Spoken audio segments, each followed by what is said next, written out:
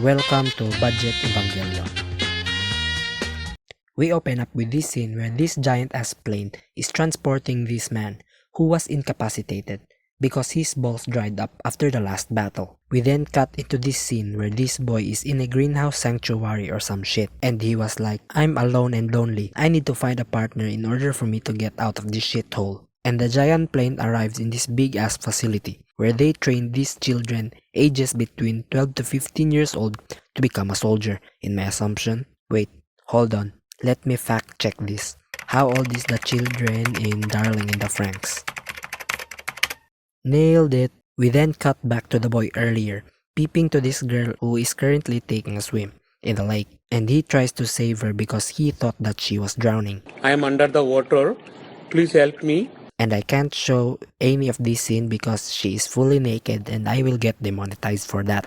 Anyway, they had a conversation and exchanged their pleasantries. And she said, I like you. Will you be my darling? Oh, she said it. It's in the title. Right before he can agree, the crippled man finds her and said, you don't need a partner because I'm here. Oh, and a word of advice, you can't handle her. Wait, who are you? I don't have a name, but everybody calls me a 02 for some fucking reason. The next day comes and it's graduation day. Then this papa said, you are the future and the salvation of humanity. Now please offer your lives and protect us.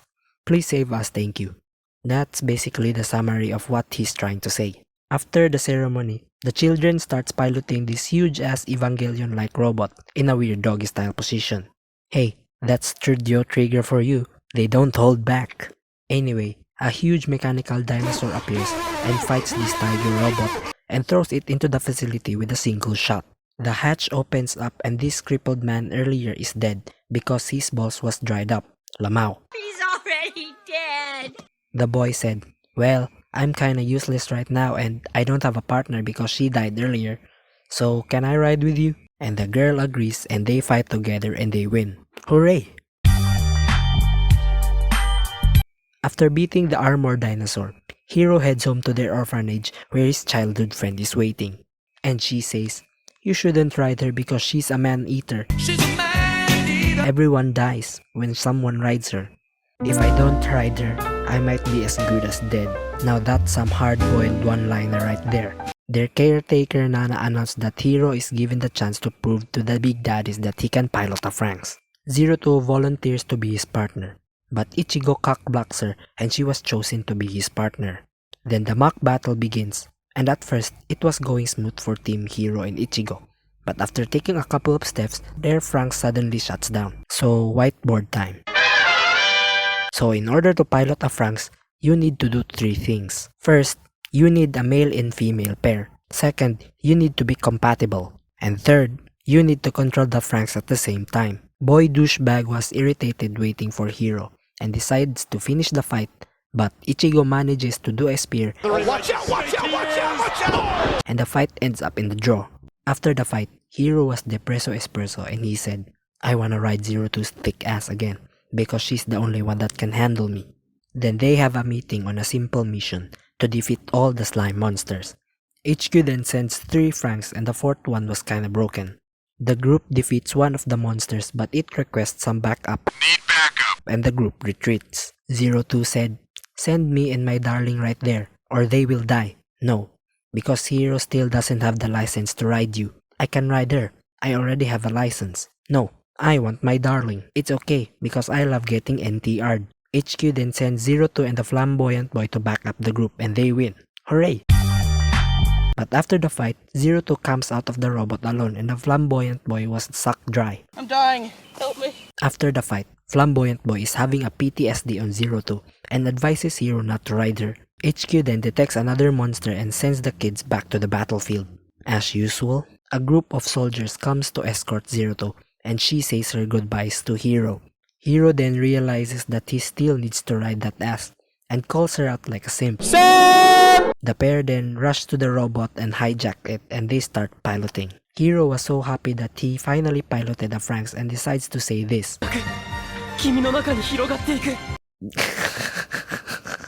Anyway, 02 and Hiro arrive and saves the day again and proves to the big daddies that they are compatible. After too much unsafe riding with 02, Hiro has been infected with the AIDS, and his roommate Glasses notices it. HQ then notices an incoming attack and prepares a joint operation of two groups. The new group was like, 02, she's a man-eater, and my partner died because of her. 弱いやつは死ぬ。それだけのことでしょ。Before the operation begins, 02 says to Hiro that this will be their last ride, because no one has ever ride her for the fourth time, and Hiro's AIDS is getting worse. The operation finally begins, and each group did their job by killing all the Klaxosaurs, until the boss only remains. The group then creates an opening for Hiro and 02 to destroy the core, but Hiro's AIDS is getting worse and he died, Lamau. But with the power of love and friendship, he came back and both Hiro and 02 finishes the deed. HQ then sends the group into a beach in order to relax their mind. Then the whole fan service happens and they wonder what a kiss is. Hold on, I need to address this because these motherfuckers doesn't know what a kiss means. But they are afraid of showing their private parts like, I don't understand, man. Anyway, they discovered this abandoned city. 50,000 people used to live here. Now it's a ghost town. And this whore finds a book about raising a child, which is not a foreshadowing. HQ then sends a special mission to guard a mining facility, and Fatso made a promise to his partner. Gay-looking kid yet sick, and Nana advises for a partner shuffle test. The motherfucking bitch agrees to be the gay-looking kid's partner, while the fat boy is in front of her after she made that promise. Then a monster attack happens and they finally swap partners and beat the monster.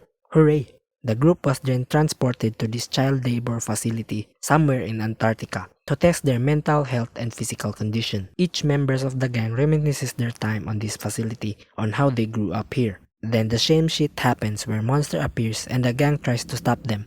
But this time, 02 is aggressive as fuck where she almost killed Hiro for the 69th time. But Hiro recalls all the events that happened and we cut into this flashback scene. Hiro and the gang were raised in this facility to be the perfect specimen for a child soldier. Hi, I'm Captain America. Hiro then spots 02 and tries to talk to her until he manages to break the window in front of her room. The pair escape out of the facility and into the cold winter. Hiro teaches 02 how to read and all kinds of stuff. Disgusting! And he feeds her some of the candies that Papa gives him. Oh, so that's the reason why 02 loves sweets. Then finally the guards found them and they were sent back to the facility, where they used a Men in Black forgetting memory technology on Hiro and 02. Ladies and gentlemen, if you will, look right here. And the flashback ends. Hiro says, "You were the little monster girl with the picture book before." 02 was stunned because she tried to kill the kid who taught her how to be a human. This is a man's world! Hiro then collapses and was taken to the hospital. The gang then gate-skip 02 from seeing Hiro, but it did not stop them and both Hiro and 02 finally talked to each other after the incident. And Hiro says, "I don't want to talk to a monster." 02 was then called out by the big daddies and she is assigned to another station. Hiro tries to stop her but Ichigo confesses her feelings to him. Is that right? What are you, fucking gay? HQ then sends the children again to the battlefield to offer their lives. 02 turns into a killing machine without Hiro piloting with her. The other groups sacrifice their lives in Mad Max style to stop the monster, but it didn't work. The monster then breaks the wall of the plantation and deposits thousands of little monsters. 02 and the group fights the monsters until Ichigo notices Hiro piloting the dummy robot. Glasses helps Hiro and lets him pilot the Franxx to reach 02. With the power of love and friendship, Hiro manages to stop 02's rampage and defeats all the monsters while shouting "darling." After the big fight, their orphanage is destroyed, and they are rationing food because the big daddies run out of money. Then we have this cool montage where they clean, cook, and catch their own food and have some Fun. Fatso then intentionally breaks the plate because he said that the food isn't good. Look at me eyes! Not as big as I am! And he still eats it because of the 5-second rule. Disgusting! Then we cut into this scene where the Backstreet Boys barges in the orphanage to tell the group that the big daddies still care for them. 02 and the Backstreet Boy member number 1 were talking and he says, "You will never be one with them because you aren't a human." I don't care because I have my darling. Hiro and Zero Two talks for a bit, and Hiro starts growing a little horn, like the size of his dick. That's kind of small. And the reason for this is because he sipped some of Zero Two's blood back then. Backstreet member number 2 bumps into the bitch and she drops her baby book. And the Backstreet member number 2 picks it up. The group then holds a meeting and talks about how to make a baby. The Backstreet Boys barges in and says, Papa made babies because teenage pregnancy is really high. Nana then barges in. Stop! You violated the law. And supports the Backstreet's argument about the teenage pregnancy. We then cut back to the bitch crying, and Mitsuru comforts her until they have unsafe sex and completely disobeys Papa's orders. On the other hand, these two papas meet with the monster princess to discuss a peace treaty, but they were killed. Lamau. This is a man's world! After fucking, Mitsuru and the bitch immediately gets married, and with the help of the group planning on their wedding, Fatso volunteers to be the priest. Seriously, how many L's does this guy take, man? Anyway, FBI, open up! the FBI and the Backstreet gang barges in to stop the wedding. The gang tries to fight back but they failed. We then cut back into the scene where the gang are being transported to another location. After a few hours, Mitsuru and the bitch came back and the gang welcomes them. Hiro said, sorry about the wedding being cancelled. It's my fault for suggesting it. Huh? What wedding? I don't even know who this bitch is. I don't even know this cunt's name. I think they used the Men in Black memory wiper on them, just like us back then. We then cut back into this flashback scene of Einstein before he created the robots. He was a young scientist, hungry for knowledge. His ultimate goal was to create an immortality for humans using this magma energy thingy. He then confronts the monster princess to get a DNA sample in her hair and replicates it. And that's how Zero Two was made. The Big Daddies orders a last battle operation to defeat the monsters. The children prepares for the battle. But before that, the gang was eating their lunch and suddenly, the bitch isn't feeling well and started to puke. Does anyone know how many teens get pregnant a year? Hold on, they just wiped their memories, right? Why didn't they notice that she was pregnant? They can erase selective memories, right?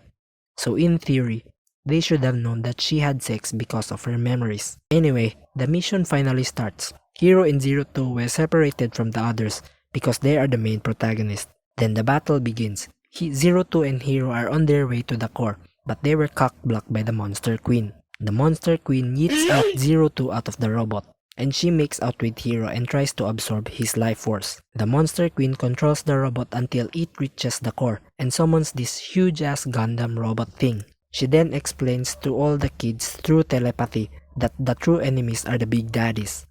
That's why she was sending these monsters, because she was trying to protect the Earth. This is a man's world! From these giant-ass aliens. She then summons this huge-ass gigantic Zoid robot and fights the aliens invading the planet.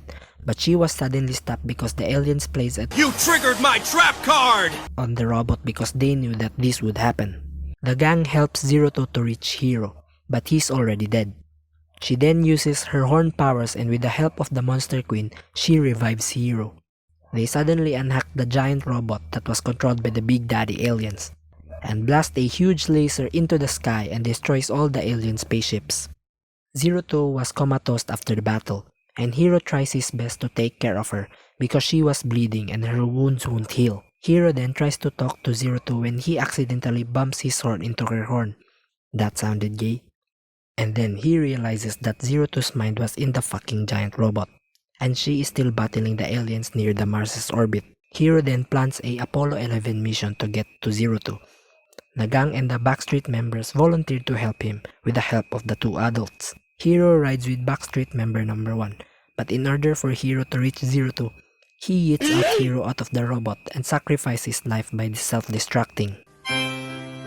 Hiro then reaches the cockpit and cuddles with Zero Two's tentacles. Then Hiro reaches Zero Two's consciousness. Zero Two's physical body turned into stone, and she transformed into the giant Megazoid robot. Hiro and Zero Two continues to move forward and goes to this wormhole in order to destroy the alien base and stop the war once and for all. The gang heads back to Earth. They started planting some crops and improve their lives. They also give basic education and other things that are related to society. Meanwhile, back in space, the war continues on for more than 2 years.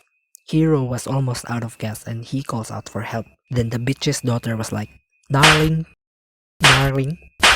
Then the couple realized that Hiro and Zero-Two needs their support. Okay, how the hell would you know that they need your help? By just your daughter saying darling.